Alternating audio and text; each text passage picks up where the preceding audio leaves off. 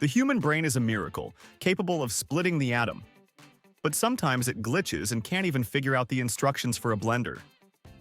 We're about to show you 10 geniuses who found the dumbest ways to log out of life. This isn't a how-to guide, it's a museum of fatal errors. Consider this a documentary on why warning labels exist in the first place. 1. Our first case study in high IQ suicide takes us to the humid, mosquito-plagued paradise of suburban Florida, circa 2011. Here, we introduce Gary, a retired engineer whose brain was a terrifying cocktail of genuine intelligence and zero common sense. His quiet life was disrupted by one thing: his neighbor's tiny terrier, Pico, a dog whose primary function was converting oxygen into ear-splitting yaps. To Gary, this wasn't just noise. It was a declaration of war. A normal person might try a conversation, maybe even a peace offering of dog treats. Gary decided the only appropriate response was to engineer a solution that would violate the Geneva Convention. He set out to build a silent dog whistle of his own design. Now, a quick science refresher for everyone who didn't fall asleep in class. A dog whistle emits a high-frequency sound, or ultrasound, that dogs hate but humans can't hear. Simple. Effective. Too simple for Gary. He viewed the store-bought options as toys for the feeble-minded. His creation would be the Oppenheimer of canine deterrence. He spent weeks in his garage, which now resembled the lab of a mad scientist on a budget, welding together a monstrosity of industrial piping, an air compressor powerful enough to inflate a parade float in 6 seconds, and a series of valves that looked suspiciously stolen from a city water main. He even downloaded actual acoustic engineering formulas, looked at them for about 5 minutes, and then confidently decided his own back-of-the-napkin scribbles felt more intuitive. This is the intellectual equivalent of a pilot ignoring the flight manual to feel the sky. His grand design had one tiny, minuscule, catastrophic flaw in the math. Instead of a high-frequency squeal, his machine was calibrated to produce the exact sonic opposite: a devastatingly powerful, low-frequency infrasonic wave. He hadn't built a dog whistle. He had built a weapon that spoke in the silent, rumbling dialect of earthquakes and volcanic eruptions. The day of reckoning arrived. Pico was performing his usual aria of annoyance. Gary, with the smug grin of a man about to make history, wheeled his metallic god of vengeance to the edge of his driveway. He put on safety goggles, a gesture of such magnificent irony it deserves its own plaque, and flipped the main switch. There was no sound, not a peep. Just a sudden, immense feeling of pressure, as if the air itself had gained weight. The garage door began to shudder, the windows rattled in their frames, and a half-empty can of soda on his workbench danced itself right off the edge. For a split second, Gary felt a surge of triumph, assuming the silence meant success. Then the vibrations started. You see, while ultrasound tickles the eardrums of dogs, infrasound gets personal. It resonates with things. And as it happens, the soft, squishy, life-sustaining organs inside the human body have a natural resonant frequency. Gary's machine, through a stroke of pure, unadulterated stupidity, was tuned perfectly to the key of his own spleen, liver, and kidneys. It was a targeted attack on himself. His internal organs began to hum, then vibrate, then liquefy into a biological soup under the relentless, silent assault. When the paramedics arrived, they found a baffling scene: a man, deceased in his own driveway for no discernible reason, standing next to a humming metal sculpture that looked like a piece of abstract art. And across the street, Pico, having felt the weird rumble in the ground, finally shut up, tilted his head, and wagged his tail, completely unharmed and presumably wondering what all the fuss was about. 2. What is it about large, empty containers that makes the human brain scream, "Jump in it"? For our next cautionary tale, we travel to Poland, to a sprawling pickling factory where a man named Zbigniew was about to become a local legend for all the wrong reasons. Zbigniew was the office clown, a man whose entire personality was a shrine to bad ideas. He was universally known for his unwavering commitment to any prank, no matter how ill-advised. And on this particular Friday, staring into the cavernous depths of a freshly drained industrial marinating vat. He saw his masterpiece. This wasn't just a 10-foot deep stainless steel cylinder. It was his stage, his Mount Everest, his chance to achieve immortality. As his co-workers were wearily punching the clock, ready to escape for the weekend, Zbigniew announced his grand finale with the 4 most dangerous words in the English language. "Hey guys, watch this." His plan, as explained between breathless giggles, was to perform a swan dive into the vat, a glorious baptism in the faint aroma of pickles past. He imagined the thunderous applause. He imagined being carried out on his friend's shoulders. His brain, which was apparently on vacation in another country, failed to run this plan through even the most basic safety checklist. First, the most glaringly obvious point. The vat was empty, bone dry. A 10-foot drop onto concrete is a bad day. A 10-foot drop onto reinforced industrial steel is a wrap party for your skeletal system. The anticipated splash was, in reality, scheduled to be a sickening metallic thud. Second, and far more insidious, was the air inside the vat. For years, this container had been swimming in a potent acidic brine. The residue caked on the walls was still off-gassing a thick, invisible cloud of vinegar fumes and carbon dioxide. This wasn't a gentle pickle scent. It was a heavy, oxygen-displacing blanket of poison that could render a man unconscious in seconds. His co-workers barely had time to process what was happening before Zbigniew, with a final, heroic grin, took his leap of faith. The sound that echoed from the vat was not one of triumph. It was a dull, final clang, like a dropped wrench in an empty warehouse, followed by a chilling silence. His friends peered over the edge and were immediately driven back by the acrid, suffocating fumes. Down below, Zbigniew lay in a heap, his short flight ending with an instant knockout from the impact, followed by immediate asphyxiation. He wasn't found until the Monday morning cleaning crew arrived, and they were greeted by a truly bizarre sight. The very same acidic brine fumes that had stolen his last breath had also gone to work on him, initiating a rapid pickling process. Zbigniew had been perfectly preserved. He finally achieved the legendary status he always craved, but not as a prankster king. Instead, he became the immortal pickled face of What Not to Do, the star of the company's mandatory safety video for decades to come. 3. The dream of finding pirate treasure is a powerful one. It speaks of adventure, of cheating the system, of finding a golden ticket to an easy life. For Marcus, a meticulously boring accountant from Tampa, Florida, this dream wasn't just a fantasy. It was a full-blown hostile takeover of his sanity.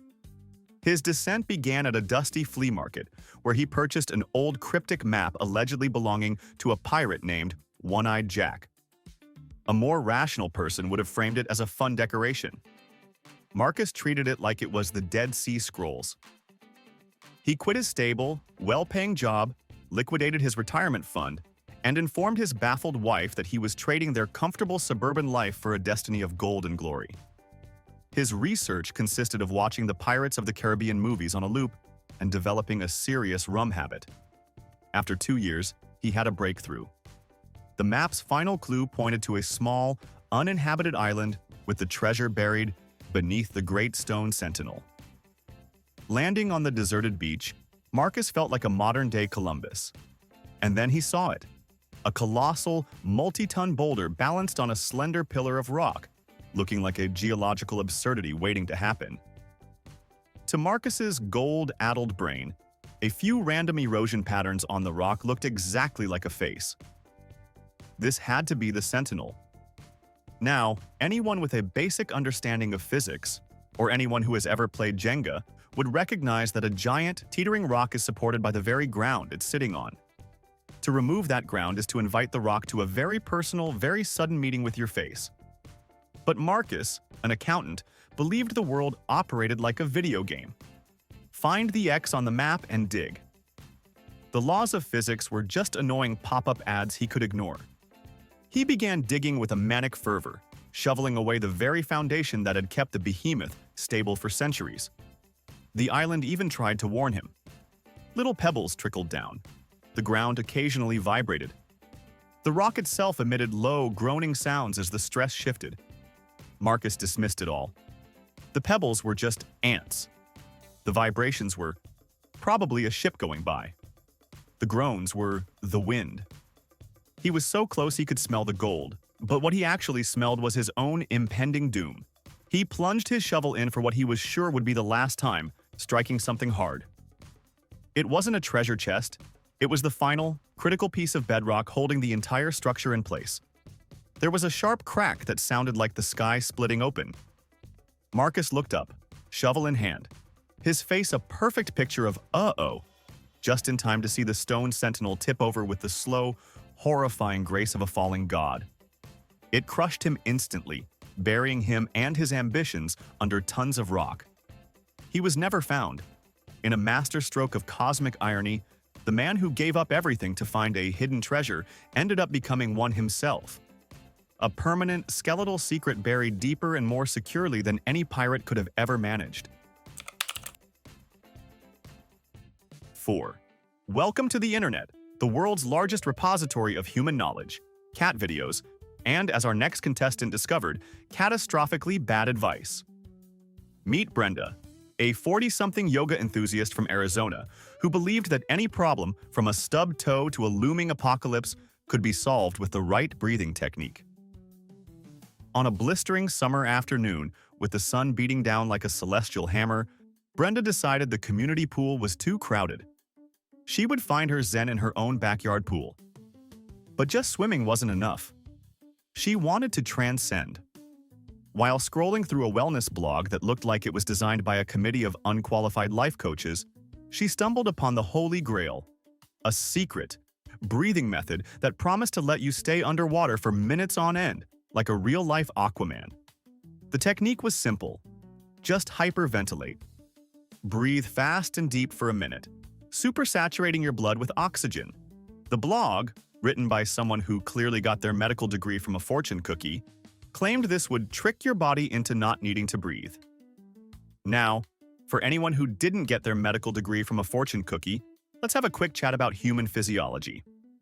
Hyperventilating doesn't actually add more oxygen to your blood, which is already about 98% saturated. What it does do is flush out all the carbon dioxide. Why does that matter? Because the urge to breathe isn't triggered by a lack of oxygen, it's triggered by the buildup of CO2.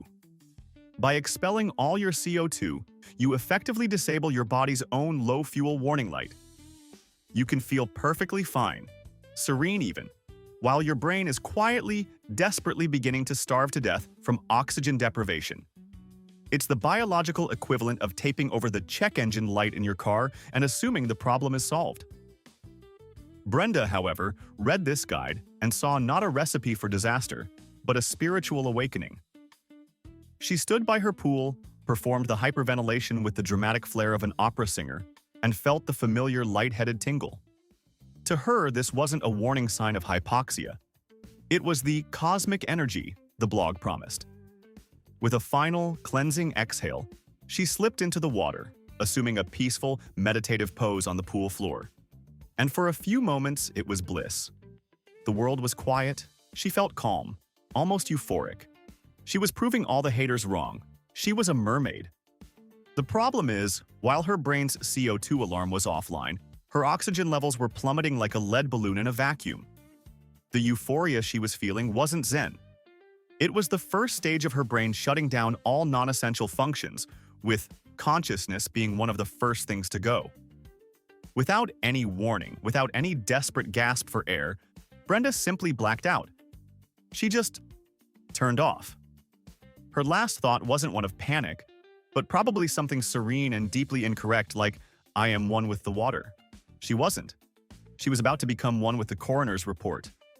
Her husband found her an hour later, floating peacefully in the crystal-clear water. A tragic and deeply ironic testament to the fact that when it comes to survival, a high school biology textbook is infinitely more valuable than all the wellness blogs on the internet combined. 5. Have you ever looked at a crucial, load-bearing part of your home and thought, "You know what? I hate your vibe"? Our next Darwin Award recipient did. Let's head to an unnamed Eastern European city to a towering, grim-looking apartment block built during an era when building codes were more of a polite suggestion. Here we meet Vlad, a man with the confidence of a master architect and the structural engineering knowledge of a hamster.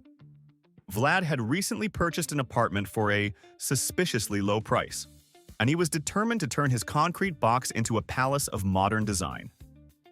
His grand vision? An open-concept living room. There was just one problem standing in his way: a thick, imposing concrete pillar planted squarely in the middle of the room. This pillar wasn't just a pillar. It was the main support for his unit and, by extension, the unit directly above his. To Vlad, however, it was an aesthetic crime, an eyesore, an insult to his interior design sensibilities. He consulted a series of YouTube tutorials on DIY demolition, and, after watching about 45 seconds of a video featuring a guy in flip-flops knocking down a garden shed, decided he was a certified expert.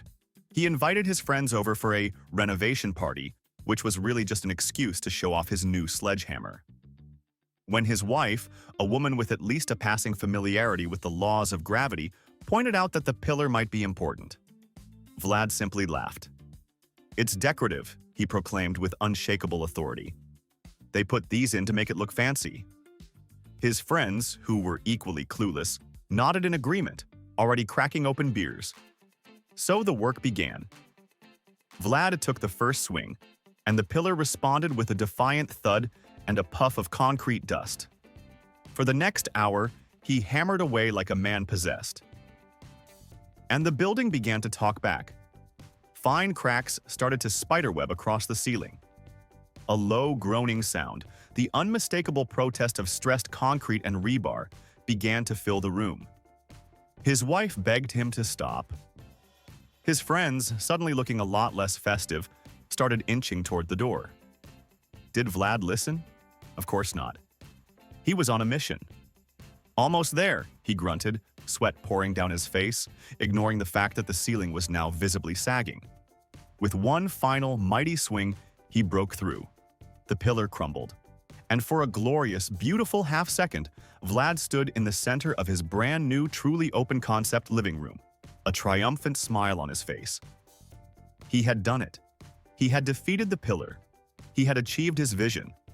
And then, the laws of physics, which had been patiently waiting for him to finish his tantrum, decided to reassert their authority.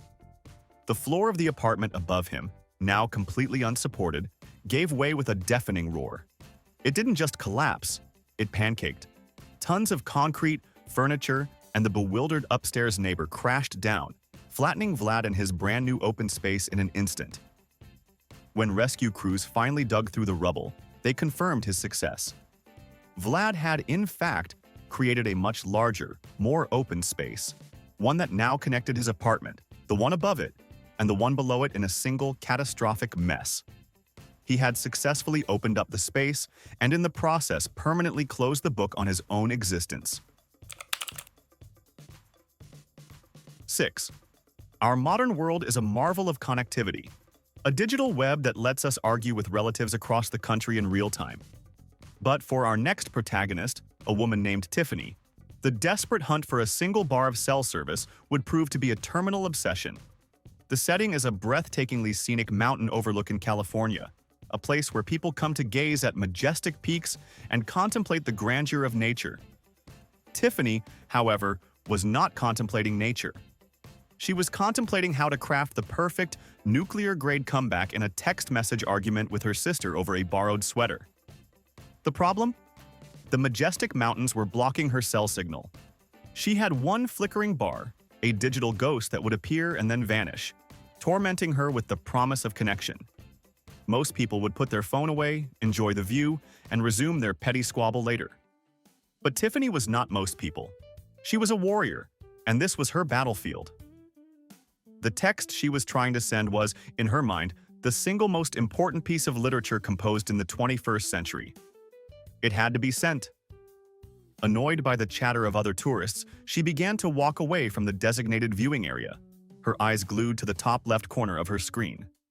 She held the phone up high, like a modern-day Statue of Liberty, if Liberty was desperately trying to upload a selfie. As she walked, she moved backward, away from the safety railings toward the cliff's edge. Her entire universe had shrunk to the size of a 5-inch screen.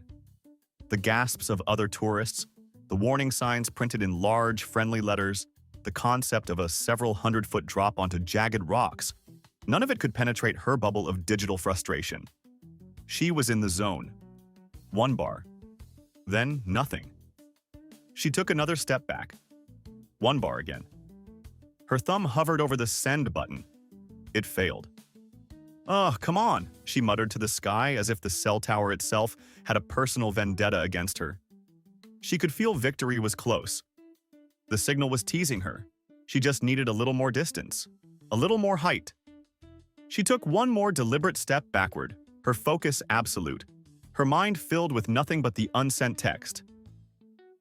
"Just one more step should do it," she whispered to herself, a phrase that would prove to be both prophetic and tragically final.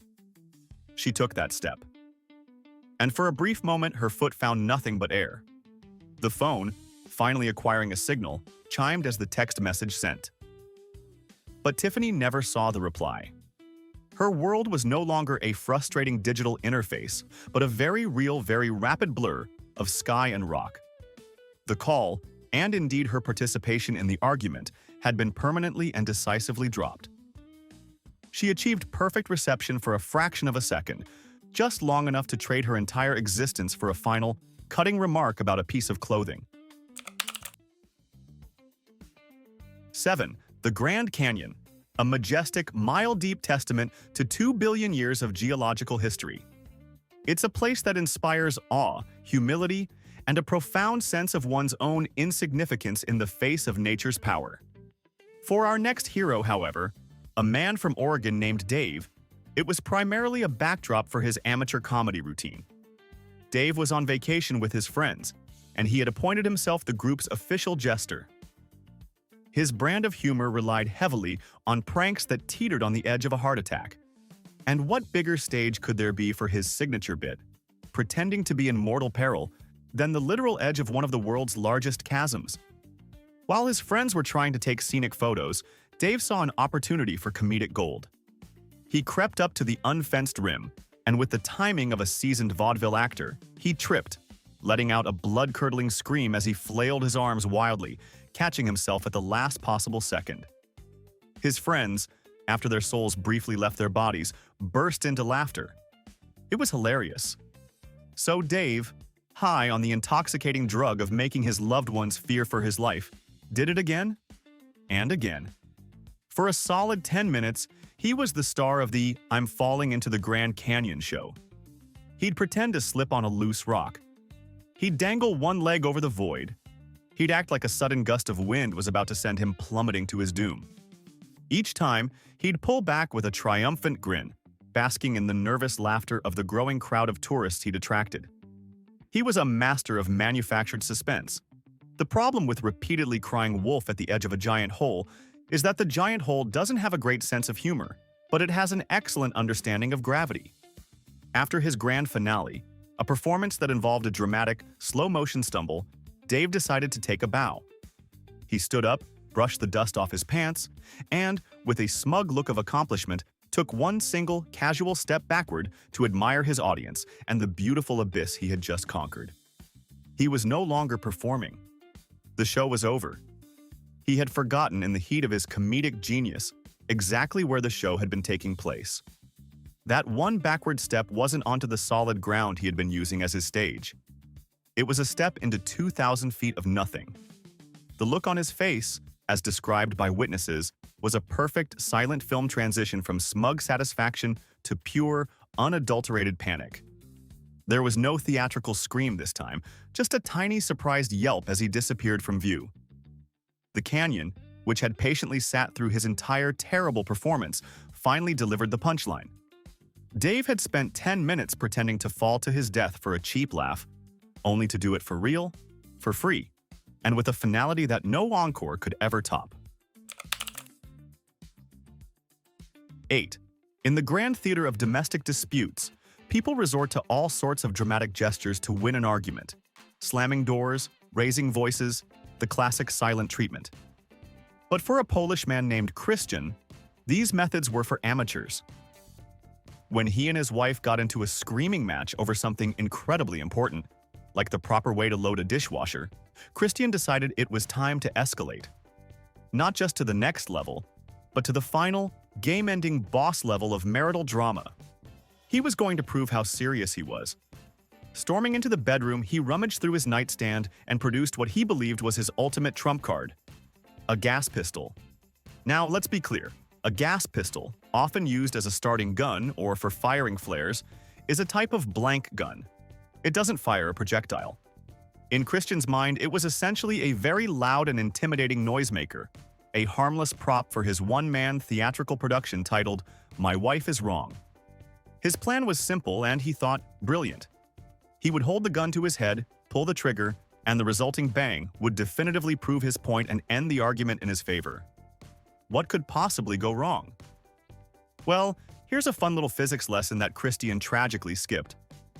While a blank gun doesn't fire a bullet, it does fire something. A massive, highly compressed blast of hot gas and unburnt powder, exiting the barrel at supersonic speeds. From a distance, it's just a loud noise. But at point-blank range, say, pressed directly against your own temple, that jet of pressurized gas acts like a surgical sledgehammer. It's powerful enough to fracture bone, and more insidiously, it can force a large bubble of air directly into the soft tissue and, if it finds a ruptured blood vessel, into the bloodstream itself. This creates something doctors like to call a fatal air embolism. It's the equivalent of injecting a deadly champagne bubble straight into your circulatory system, which then travels to your brain and shuts it off like a light switch. Unaware of any of this, Christian marched back into the living room, holding the gun with the flair of a seasoned actor. "You see how serious I am?" he bellowed, pressing the muzzle firmly against his temple. His wife, terrified, begged him to stop, but Christian was too deep in character. This was his big moment. With a final, defiant glare, he pulled the trigger. The bang was deafening.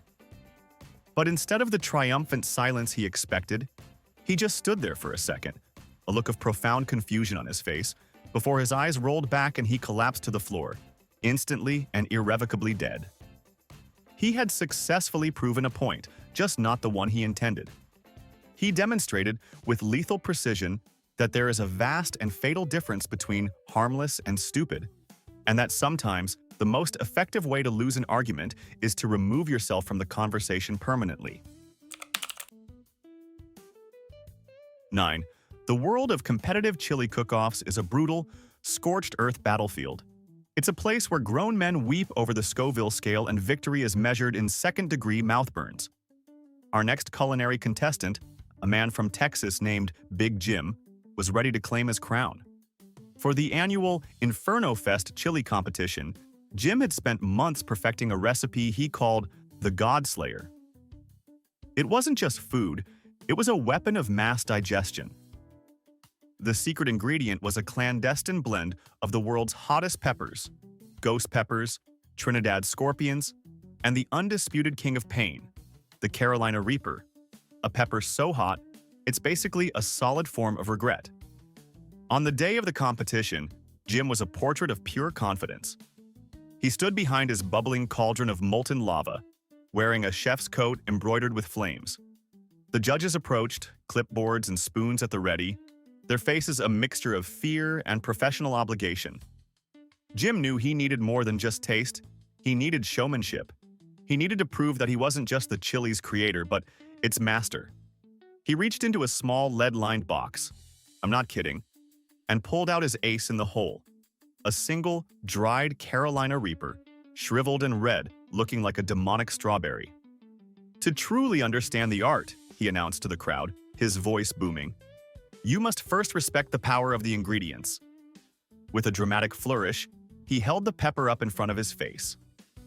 Then, in a move of spectacular foolishness, he crushed the entire dried pepper between his thumb and forefinger, creating a small reddish-brown cloud of dust. "And you must appreciate the aroma," he bellowed, and took a deep, theatrical sniff, inhaling the pulverized pepper directly into his sinuses and lungs. For a moment, nothing happened. Then his face went from confident to confused to a shade of red that made his chili look pale. He had just effectively deployed a chemical weapon inside his own respiratory system. Capsaicin, the active component in peppers, is an irritant. In concentrated aerosolized form, it's the main ingredient in pepper spray. Jim had just pepper sprayed his own throat and lungs from the inside. His airway began to swell shut with astonishing speed. His confident smile was replaced by a wide-eyed, silent panic. He dropped to his knees, clawing at his throat, unable to make a sound. The crowd at first thought it was part of the act, a brilliant piece of culinary theater. But as he turned blue and collapsed onto the floor, they realized this was not on the menu. Paramedics rushed in, but it was too late. His airway had swollen completely shut. Big Jim had died of acute asphyxiation, defeated by his own creation. He never won the chili cook-off, but he did receive a posthumous, unofficial Darwin Award for proving that the line between a chef and a chemical weapons victim can sometimes be just one deep breath.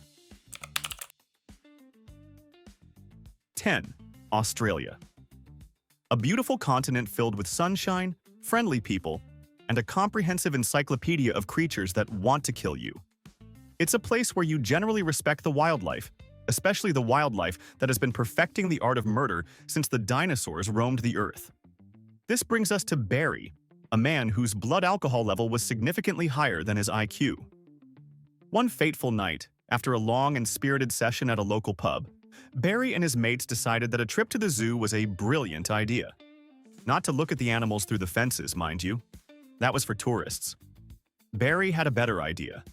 An idea that could only be forged in the crucible of cheap beer and questionable life choices. He was going to ride a crocodile, not a small one. He set his sights on Goliath, the zoo's prize resident, a 16-foot-long, 1-ton saltwater crocodile, a living, breathing piece of prehistoric fury. After scaling a fence that was clearly designed to keep idiots out, Barry found himself in the reptile enclosure. Goliath was resting motionless by the water's edge, looking more like a log than one of the planet's most efficient apex predators. To Barry's intoxicated brain, this stillness was an invitation. "He's just a big lizard," he slurred to his friends who were filming the whole thing, because of course they were. "He'll be sweet." Now, a quick lesson in crocodile biology. These creatures are masters of ambush. Their stillness is not laziness.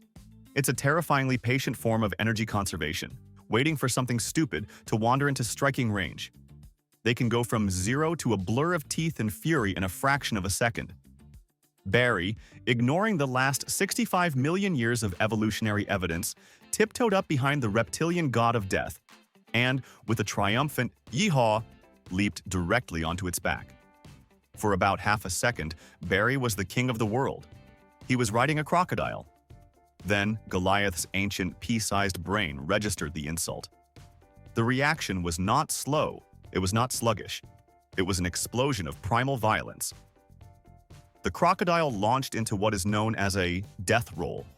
It spun its massive body with the force of a runaway propeller, instantly throwing Barry off its back and into the water. Before he could even process his mistake, the crocodile's jaws, which have a bite force strong enough to crush a small car, clamped down on him. The rest was a brutal, one-sided affair that was over in seconds. Barry, the aspiring crocodile rider, was unceremoniously dismembered and consumed by a creature that had been executing the exact same move on its prey since before mammals were even a popular idea. His friends captured the beginning of his legendary ride, but wisely stopped filming when it turned into a graphic nature documentary.